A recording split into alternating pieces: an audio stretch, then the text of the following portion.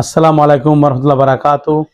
আশা করি আপনারা ভালো আছেন। আজকে যে টপিকটা নিয়ে আসলাম এটা হলো রিয়াদ আপনার কনসুলার যে ওনারা কিন্তু একটা সেকেন্ড কোম্পানি নামে একটা অফিস খুলছে, যেখান থেকে বাংলাদেশের রিয়াদের যে মহিলারা বাংলাদেশে যেতে পারেন তাদের জন্য অনেক অনেক একটা ভালো সুখবর।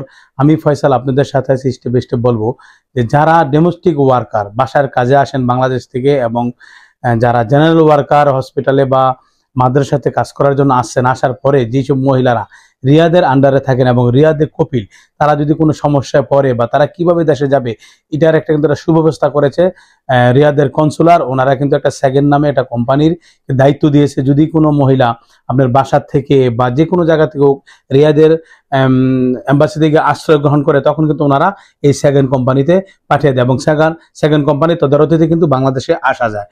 তো কিভাবে আসবেন এবং সেকেন্ড কোম্পানিটা কি অনেকে কিন্তু জানেন না। জেদ্দা বা দাম্মাম, কোবার, হাইল যারাই থাকেন তারা কিন্তু সেকেন্ড কোম্পানি নামে কোনো এই জিনিসটা জানেন না। বর্তমানে বেশি দিন হয়নি, আমি যতটুকু জানি 1 থেকে 2 মাস হয়েছে সেকেন্ড কোম্পানিটা রিয়াদ কনসুলার খুলেছেন, এবং এই সেকেন্ড কোম্পানিতে বাংলাদেশের যে কর্মীরা এবং মহিলারা বাসায় কাজে আসতে গিয়া অনেক কিন্তু সমস্যার সম্মুখীন হন। বিশেষ করে যারা বাসায় কাজ করেন, দেখা গেছে অনেকে আপনার অফিস খোলার পরে অফিসের মারফতে বাংলাদেশ থেকে আসে, টাকার লোভে পয়রা দেখা গেছে 20,000 টাকা দেয়, ফ্রিতে আসার পরে এই বাংলাদেশের যে দালাল যে কোম্পানিটা, এই কোম্পানিটা দালাল বলা চলে, এটা কোম্পানি বলা চলে, একটা অফিস খুলে কইলা বাংলাদেশ থেকে আপনার 10 জন 20 জন 50 জন 100 জন মহিলা আনার পরে ওনারা কি করে এই মহিলাগুলিকে আপনি বিভিন্ন সৌদিদের কাছে বিক্রি করে দেয়। সৌদিরা ভিসা বের করে না, তখন তাদের কাছে একটা বিক্রি করে 10,000 15,000 20,000 রিয়ালের বিনিময় বিক্রি করে। বিক্রি দেওয়ার করার সময় তাদের সাথে চুক্তি থাকে, এই মহিলা তোমাদের এখানে সবসময় কাজ করবে, তো এই যখনই দেশে যাবে বা কোনো কিছু হবে আমাদেরকে জানাবে। অ্যাকচুয়ালি কিন্তু এইভাবে কিন্তু চুক্তিটা হওয়ার কারণে কোনো মহিলা যদি আপনার বাংলাদেশে আসতে চায়, তাদেরকে বলে যে আমি তো তোমাকে তোমাকে অফিস থেকে কিনে আনছি, মক্তব থেকে, অফিস বলতে কি মক্তব বলে আরবিতে, মক্তব থেকে তোমাকে আমরা কিনে আনছি। তখন এই ঘটনাটা কিছুদিন আগে একটা মহিলা ওই তার মালিক, সে মনে করছে যে এই মালিকই মনে আমাকে ট্রান্সফার করে নিয়ে আসছে, মালিকরা বলছে আমাকে দেশে পাঠাও। তখন ওই মহিলা যে যার কাছে কাজ করে সৌদি মহিলা বলছে না, আমি তোমাকে দেশে পাঠাবো কেন, আমি তোমাকে তো 10,000 রিয়াল দিয়ে কিনে আনছি, তুমি যদি 10,000 রিয়াল দাও দিলে তুমি দেশে চলে যেতে পারো। তখন সে আমার সাথে যোগাযোগ করলো, করার পরে ভাই আমি তো অফিস চিনি না, আমাকে আনার পরেই মহিলার কাছে কাজ দিছে। আমি তো ভাবছি যে এই মহিলা মনে আমার কপিল, এই মহিলা মনে আমার সবকিছু।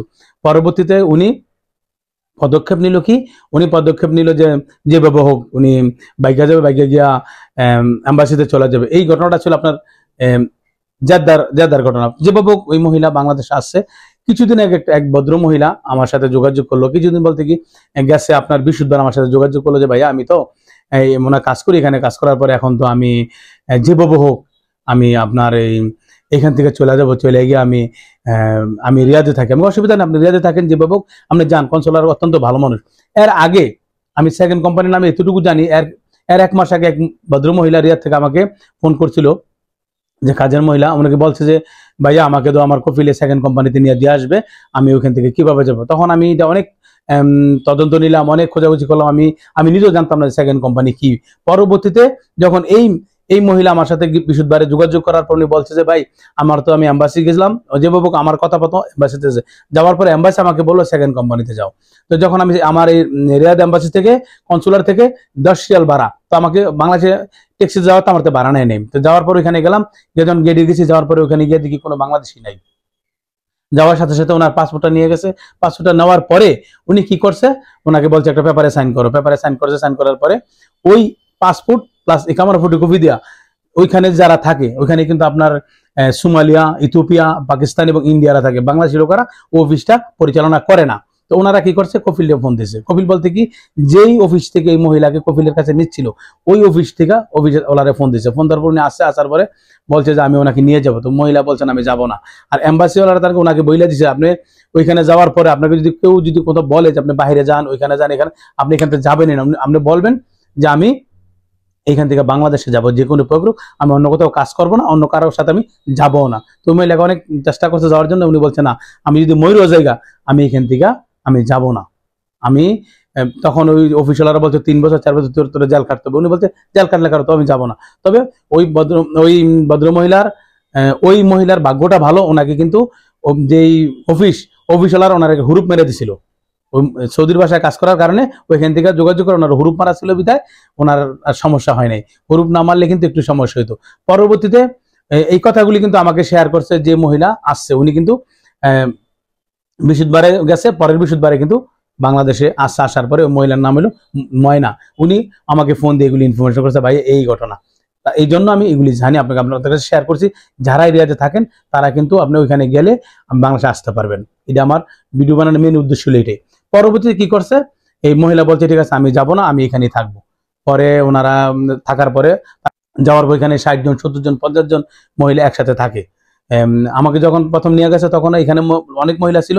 পরবর্তী আরেকটা যখন আমাকে দেশে পাঠানোর প্রক্রিয়া চলছে তখন আমাকে আরেক রুম নিয়ে গেছে, ওইখানে গিয়ে দিই আমরা অনেক মহিলা। পরে আমি ওই মহিলাদের সাথে আলাপ করলাম, করার পরে অনেক পুরানো কোনো মহিলা যারা 15 বছর 20 বছর ধরে করে, তারা অনেকের নামে কেস আছে, অনেকের নামে একামা মেয়াদ নাই, অনেকের একামা আছে, অনেকে ভাগ্য হিসাব পড়ছে।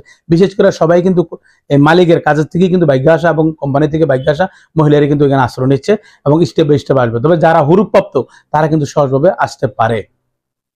আপনারা যারা রিয়াদে থাকেন তারা ভয় পাবেন না, বাসায় কাজ করেন, যারা ডোমেস্টিক ওয়ার্কার, যারা জেনারেল ওয়ার্কার, যারা বাসায় কাজ করেন, আপনার যে অফিসে এখানে বিক্রি করে দিচ্ছে বা যে বেবো আপনি আসেন, আপনি চেষ্টা করবেন রিয়াদে কনসুলারে যাওয়ার জন্য। ওইখানে যাওয়ার পরে ওইখান থেকে সাহস করে যাবেন, বাসা থেকে বাইরে হয়ে যাবেন। বাইরে যাওয়ার পরে আপনি ট্যাক্সি লোন যে বলুন, আপনি যে কোনো প্রক্রিয়া আপনি এম্বাসিতে পৌঁছাবেন। এম্বাসিতে যাওয়ার পরে গিয়া আপনি তখন ওই সেকেন্ড অফিসে সেকেন্ড কোম্পানিতে যাবেন। সেকেন্ড কোম্পানিতে যদি যাওয়ার পরে ওইখান থেকে দেখা গেছে আপনার দেখা গেছে হুরুপ হলে তাড়াতাড়ি আসতে পারবে, কারণ মেয়াদ না থাকলে এদের প্রক্রিয়া হয় 15 দিন 20 দিন 1 মাস 1.5 মাসের ভিতরে আপনি দেশের ভিতরে আসতে পারবেন। তাইলে আমি ব্যক্তিগতভাবে বলি যে সেকেন্ড কোম্পানিটা যদিও আপনার অনেকে ভয় পান বা সমস্যা হয়, যেখানে বাংলাদেশি নাকি হয়, কোনো কিছু হবে না, এম্বাসি তো পাঠায়, এটা এম্বাসি তদারকিতে আছে, আপনি ভয় পাবেন না, সাহস করে এখানে যাবেন, ইনশাল্লাহ আপনার বাংলাদেশে আসতে পারবেন। যারা এই সমস্যার ভিতরে আছেন ওনারা যদি কেস থাকলে কেসটার সমাধান করে, একামার মেয়াদ না থাকলে কিভাবে পাঠাতে, যে কোনো প্রক্রিয়া সময় করে ওনারা টিকিট সবকিছু কিন্তু ওনারা দিবে। তবে আরেকটা কথা বলে রাখি, মানে নামে যে মহিলাটা আসছিল উনি কিন্তু আমাকে শেয়ার করছে যে যারা এরিয়ার থেকে এম্বাসির থেকে যাওয়ার পরে সেকেন্ড কোম্পানিতে যাবেন, ওইখানে যাওয়ার পর 30 কেজি মাল কিন্তু আপনি সাথে আনতে পারবেন। 30 কেজি মাল আপনার সাথে আনতে পারবেন, এটা আপনার জন্য ভালো সুখবর। মোবাইল হোক, কাপড় চোপড় হোক, অনেকে দেখা গেছে এগুলি ফালায় বাইকা জায়গা, এগুলি পালেম নিয়ে আসতে পারবেন। আবার ওইখান থেকে যখন আপনার টিকিট হয়ে যাবে তখন কিন্তু আপনাকে সুযোগ দিবে, বলে তুমি যাও মার্কেটে কেনাকাটা করে নিয়ে আসো, মার্কেটে কেনাকাটা করে আপনাকে এয়ারপোর্টে নিয়ে আসবে। এয়ারপোর্টে কন্ট্রোল রুমে কিন্তু একদিন থাকতে হয়, ওইখানে থাকার পরে পরের দিন কিন্তু ফ্লাই হয়। তো আমি বলবো যে এটা অত্যন্ত একটা ভালো সুখবর আমাদের বাংলাদেশি যে মা এবং বোনেরা যারা সৌদি আরবে থাকেন, বিশেষ করে রিয়াদে যারা আছেন, প্রতারিত আছেন, তারা কিন্তু যদি এম্বাসির শরণাপন্ন হন, সেকেন্ড কোম্পানি মারফত আপনি বাংলাদেশে আসতে পারবেন। অত্যন্ত একটা ভালো খবর। তো আশা করি আপনারা বুঝতে পারছেন আমি আপনাদেরকে কি বোঝাতে চেয়েছি। আলহামদুলিল্লাহ আপনারা যদি বুঝে থাকেন বা আমার ভিডিওটা দেখলে রিয়াদে অনেকই মা বোনেরা আছে, বিপদ আছে, প্লিজ আমার অনুরোধ থাকবে ভিডিওটা শেয়ার করে দিবেন, সবার মাঝে ছড়াই দিবেন। যদি শেয়ার করে দেন, ছড়াই দেন, দেখা গেছে আপনার এই শেয়ারের মাধ্যমে একটা মহিলা বা একটা মেয়ে আপনার উপকৃত হলো, উনি এখান থেকে রিয়াদের কনসুলার যাওয়ার পরে সেকেন্ড কোম্পানি বাংলাদেশে আসতে পারবে। অনেকেই না জানার কারণে অনেক বিপদের ভিতরে আছে, অনেক সমস্যার ভিতরে আছে। তো শেয়ার করে দিবেন। আমার ভিডিওটা যদি ভালো লাগে প্লিজ চ্যানেলটা সাবস্ক্রাইব করবেন, কমেন্ট করবেন, লাইক দিলে সবচেয়ে বেশি খুশি, যেহেতু ভিডিও বানাতে আমি উৎসাহিত। আমি আপনাদের পাশে সবসময় থাকি, আমি চেষ্টা করি আপনাদেরকে আপনাদের সেবা করার জন্য, বিনা পয়সায় বিনা লাভে আমি কিন্তু প্রবাসী সবাইকে সেবা করে থাকি। আর বিশেষ করে আমার কাছে সৌদি আরবে 3টা ভালো কোম্পানির বিষয় আছে, আপনার আল নাহাদি, আল দাওয়া, আল লেমন এবং হসপিটালেরও কোম্পানির। যদি কোনো মহিলারা আসতে চান 1,60,000 টাকার মধ্যে আপনি যেতে পারবেন। অত্যন্ত ভালো কোম্পানি, পুরুষের পাশাপাশি যেভাবে পুরুষরা ওই দেশে কাজ করে স্বাধীনভাবে আপনি কাজ করতে পারবেন। দ্বিতীয় কথা হলো আমি ইউরোপেরও কাজ করে থাকি, আপনাদের দোয়া আলহামদুলিল্লাহ। আমি সেনজনযুক্ত দেশ স্লোভাকিয়া, বুলগেরিয়া এবং অস্ট্রিয়া দেশে কাজ করে থাকি। সার্বিয়া এবং আলবেনিয়াতে আমি কাজ করে থাকি।